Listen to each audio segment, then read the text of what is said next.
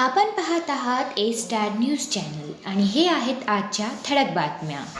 गंगाखेड शहरात ट्रक खाली येऊन चिरडल्याने दोघांचा जागीच मृत्यू.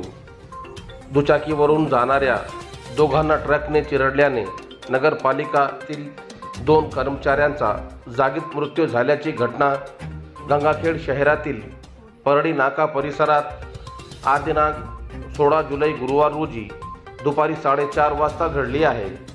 रस्त्याच्या मधोमध चौकातच असलेल्या खड्ड्यामुळे अपघात झाल्याचे समजल्याने मयताचे नातेवाईक व गंगाखेड शहर वासियातून संताप व्यक्त करत रस्ते दुरुस्ती विभागातील संबंधितावर गुन्हा दाखल करावा अशी मागणी केली जात होती.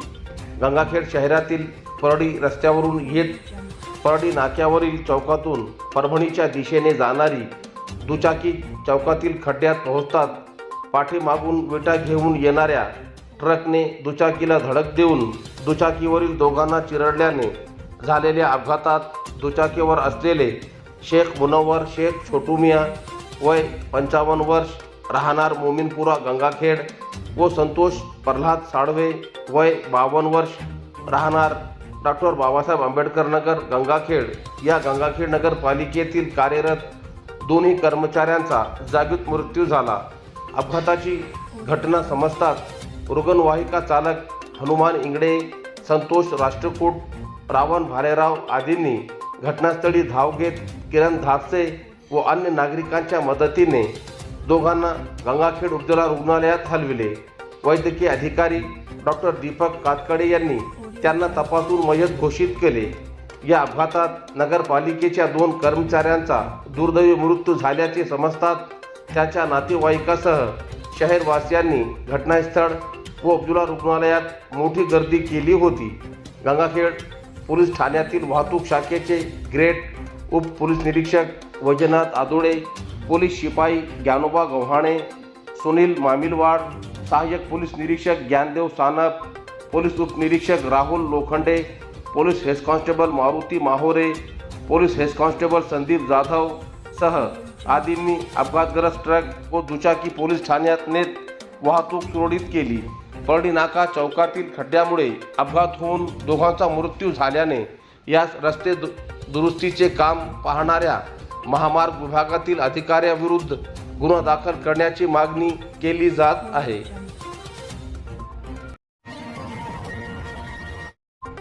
मारवाडी शिवारात समृद्धी महामार्गाच्या कामाला शेतकऱ्यांचा विरोध. जालना नांदेड समृद्धी महामार्ग प्रकल्पासाठी आज दिनांक 16 जुलै गुरुवार रोजी जिंतूर तालुक्यातील मारवाडी शिवारात प्रशासनाने कामाला सुरुवात केली. मात्र बाधित शेतकऱ्यांनी शासनाकडून मिळालेल्या मोबदला अपुरा असल्याचा तसेच भूसंपादन प्रक्रियेत गंभीर त्रुटी झाल्याचा आरोप करत कामाला विरोध केला. तरीही प्रशासनाने मोठ्या पोलीस बंदोबस्तात प्रकल्पाचे काम सुरू ठेवले. सकाळपासूनच संपूर्ण परिसरात शेकडो पोलीस अधिकारी, कर्मचारी, दंगा नियंत्रण पथक तसेच राज्य राखीव पोलीस दल तैनात करण्यात आले होते. शेतकऱ्यांनी काम थांबविण्याचा प्रयत्न केला असला तरी उपविभागीय पोलीस अधिकारी दीपक कुमार वाघमारे यांच्या मार्गदर्शनात पोलीस संरक्षणात यंत्रसामग्री व बुलडोझरच्या सहाय्याने काम सुरू ठेवण्यात आले.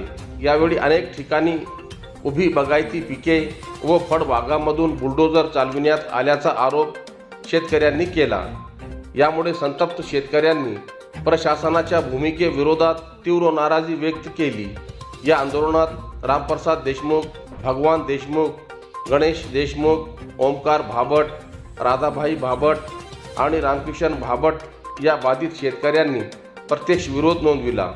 आंदोलनाला बळ देण्यासाठी शेतकरी संघटनेचे नेते रमेश माने, अमृत शिंदे आणि गणेश पाटील यांनी घटनास्थळी उपस्थित राहून शेतकऱ्यांना सहकार्य केले.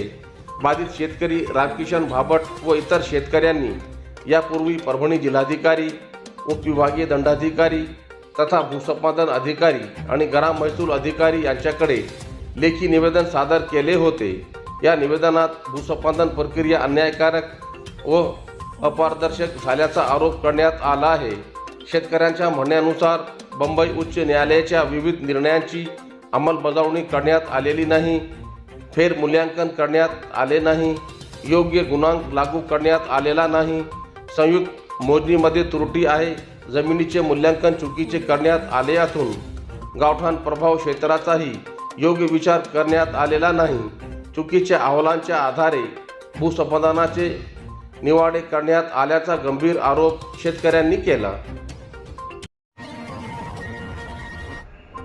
मंगरुळ तांड्याच्या पोलीस पाटील विरोधात ग्रामस्थांचे निवेदन. जिंतूर तालुक्यातील मंगरुळ तांडा येथील पोलीस पाटील गावात वास्तव्यास राहत नसल्याचा आरोप करत ग्रामस्थांनी सेलूचे उपविभागीय अधिकारी शैलेश लाहोटी यांच्याकडे लेखी निवेदन सादर केले आहे. संबंधित पोलीस पाटील यांच्या कार्यपद्धतीची सखोल चौकशी करून चौकशीत आरोप तथ्य आढळल्यास नियमानुसार प्रशासकीय कारवाई करण्यात यावी अशी मागणी निवेदनाद्वारे करण्यात आली आहे. ग्रामस्थांच्या म्हणण्यानुसार संबंधित पोलीस पाटील यांची नियुक्ती मंगरुळ तांडा येथे झाली असली तरी ते सध्या औरंगाबाद येथे वास्तव्यास असल्याने गावात नियमितपणे उपस्थित राहत नाही.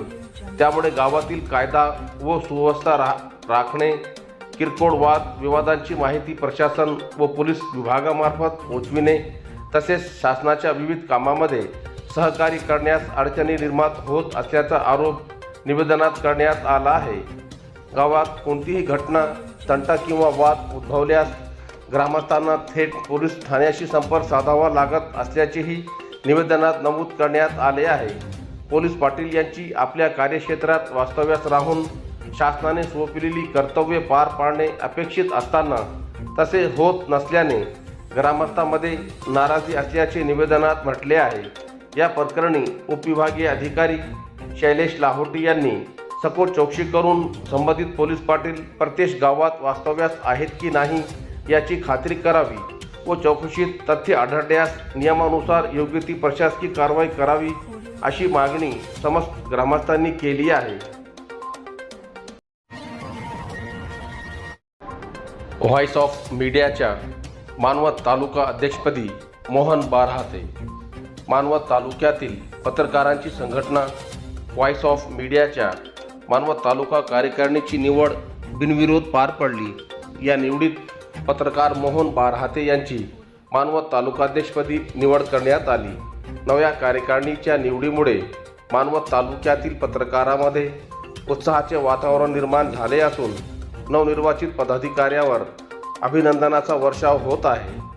नवीन कार्यकारिणीत गोविंद गोहिलोत यांची उपाध्यक्ष, भैयासाहेब गायकवाड यांची कार्याध्यक्ष, अलीम खान पठाण यांची सचिव, रमेश मुलगीर यांची सहसचिव, इरफान बागबान यांची संघटक तर किशन बारहाते यांची कार्यवाहक म्हणून बिनविरोध निवड करण्यात आली.